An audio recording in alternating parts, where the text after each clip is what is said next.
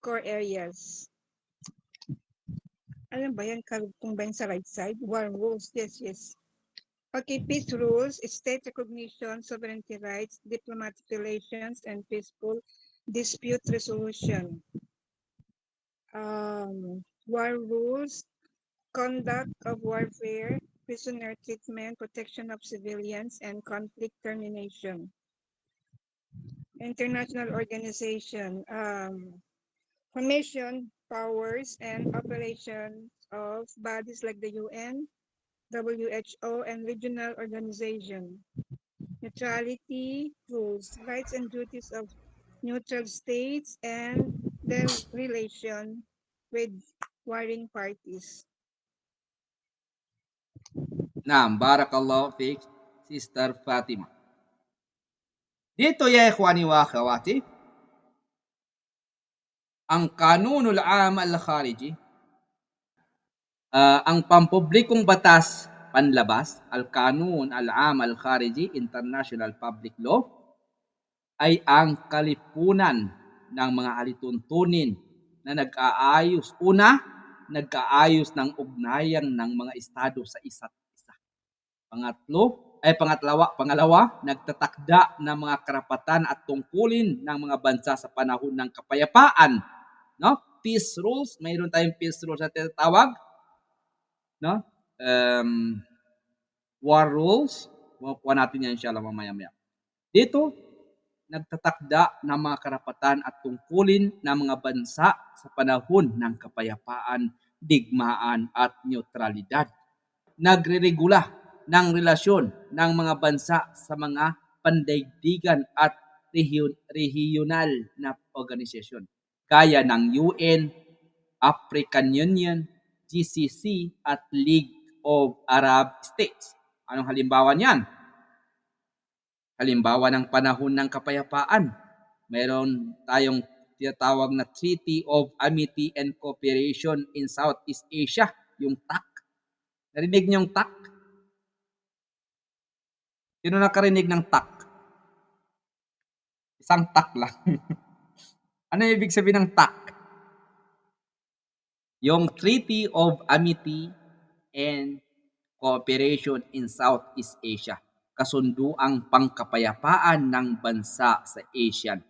Halimbawa ng panahon ng digmaan, mga Geneva Conventions na nagtatakda ng tuntunin sa pakikitungo sa mga bihag ng digmaan.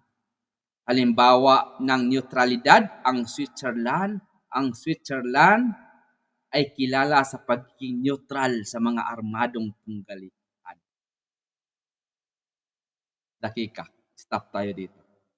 This was sa Switzerland during the World War I, World War II. Sumali ba ang Switzerland dito? Tafadhalu. Sa digmaang pandaigdig na pangalawa at saka yung una, sumali ba ang Switzerland? Hindi po. Hindi. Tama.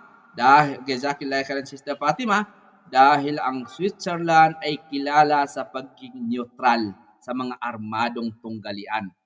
No? Yan po. Halimbawa ng relasyon sa mga organisasyon. United Nations Security Council na may kapangyarihan magpataw ng sanksyon. No? Ang UN, yung UNSC, United Nations Security Council, na may kapangyarihan magpataw ng sanksyon. World Health Organization, yung WHO, nakikialam sa pandaigdigang kalusugan. Dito ya ikhwani wa akhawati, ang law of nation, batas ng mga bansa, ay hindi lamang naglilimita sa relasyon ng mga estado, kundi pati na rin sa mga organisasyong na lumitaw sa makabagong panahon. Lalong lumawak ang saklaw ng batas international kasabay ng pag-usbong ng mga organisasyon tulad ng UN, WHO, ILO at International Court of Justice, ICJ.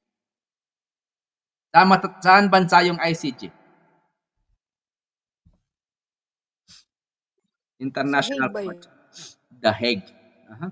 International Court of Justice. Yes po, sa The Hague. Inshallah, baka sa third semester meron tayong International Criminal Law. International Criminal Law. Okay. Ang Regional Organizations, League of Arab States, African Union, GCC, ay may papel din sa pagtutulungan ng mga bansa ayon sa rehiyon. Ang Public International Law, mga ikhwa, mga akhawat, ay tumutukoy sa mga alituntunin sa ugnayan ng mga bansa at kanilang relasyon sa mga organisasyon. Tatlong pangunahing sitwasyon ang tinutugunan. Ano yung tatlong pangunahin na sitwasyon ang tinutugunan ng public international law? Sino nakakaala sa inyo? Tafaddalo.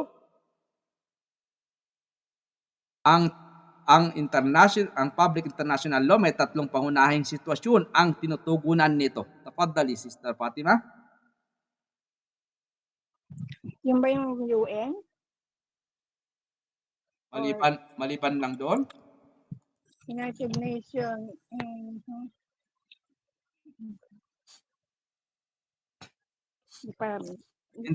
Pag UN, yung UN international organization yan. UN, WHO, international organization. Inshallah, sa LLB, meron yan silang subject na international organization. Al-Munadhamatud Dawliya sa Arabic. Yung iba, Sister Fatima. Nandyan. Sino nang pumasa dyan? Ikaw? O sino pumasa? Sister Princess? Ako po. Ay, ikaw? Yan na yun, yung UN, WHO and regional organization. Hindi siya kabilang. Sa So, international ano bang question exactly, Doc? Yung tatlong pangunahing situation ang tinutugunan. Ano yung tatlong pangunahing sitwasyon na tinutugunan ng international public law? Yung tinutugunan niya. Kagaya ng kapayapaan, tinutugunan nila yan, international public law. Kagaya ng digmaan, no? International public law yan, at saka yung neutralidad, yung neutral at ay tinutugunan din nila.